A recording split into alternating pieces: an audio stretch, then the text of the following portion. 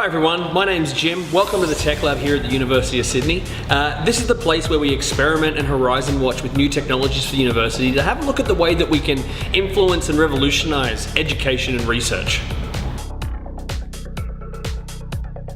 The most exciting thing about units like this one is it really gets to show me the intersection of clinical science and emerging technology, which is the most exciting thing I can imagine. I'm here today to talk to you about wearables. Now, what is a wearable? Some might say that my hat's a wearable, and you're right, it is wearable, but it's not what we define as wearable. I'll start today by talking about something called the Qualcomm X Prize. The Qualcomm X Prize is a medical device, a medical challenge run by the Qualcomm company. The Qualcomm company offered $10 million to any company anywhere around the world that could come up with a device that would be able to diagnose 9 conditions and highlight 5 vital signs in humans. I'm also going to talk today about some of the other mega trends that are influencing the wearable market, projected to be a $40 billion market by 2020. You can read about all of those on the trend report, link in the description. That's what the cool kids are saying, right? The biggest of these are virtual reality, mixed reality, augmented reality, the Internet of Things, the quantitative self, and Industry X.0. You can read about all of these, but let's talk a little bit about the VR and MR space. A lot of the headsets that are considered virtual reality or mixed reality are actually wearable devices. Even devices like the Samsung VR or the Google Daydream. There's even things like Google Cardboard where you just take your phone, put it in a small cardboard box, and you can enjoy VR experiences. Now, I won't get into too many details about the full virtual reality continuum because that could be a whole nother video on its own. Suffice to say, read about it on the trend report.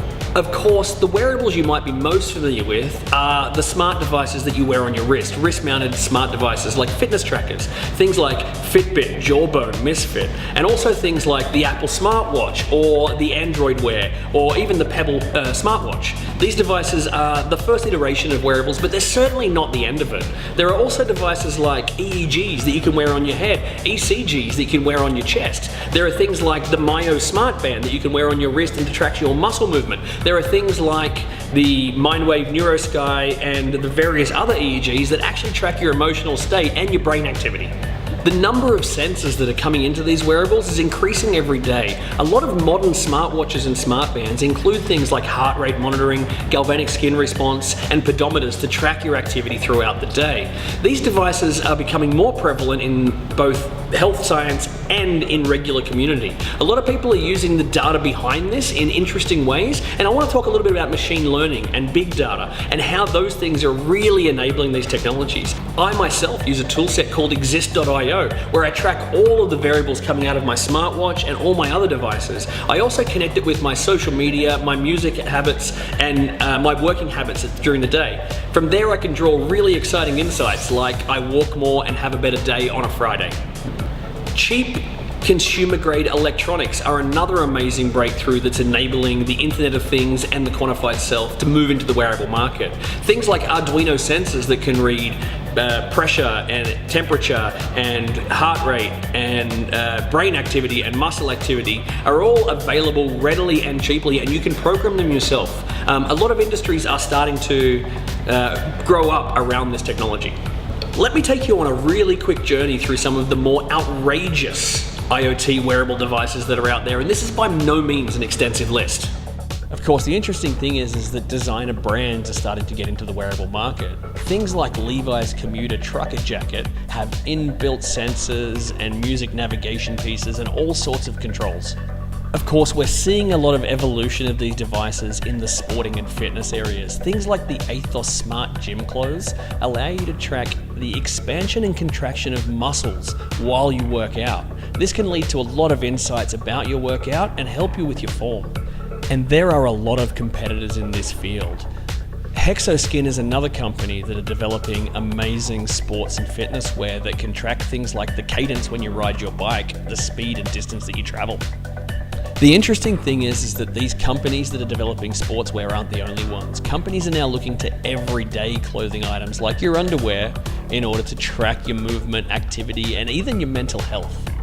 Of course, if you're the sort of person who can't be caught wearing off-brand clothing, companies like Polo Ralph Lauren are also designing wearables to interact with your activity. In the academic world, Professor Julie Steele from the University of Wollongong is working to develop a bionic bra. The concept is that it can prevent injuries and provide rehabilitation for people that have breast surgery.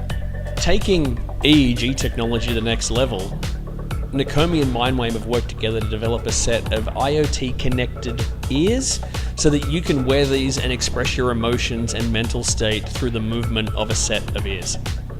One of the projects that I'm really excited about is the TenSock. The TenSock uses Arduino sensors today to measure the girth and movements of the leg to try and predict and prevent things like deep vein thrombosis. These guys are trying to bring it to market right now through a process similar to what you're undertaking in this unit. These technologies are not limited to wearables. Obviously, we're seeing smart cities and smart homes become prevalent in the Industry X.0.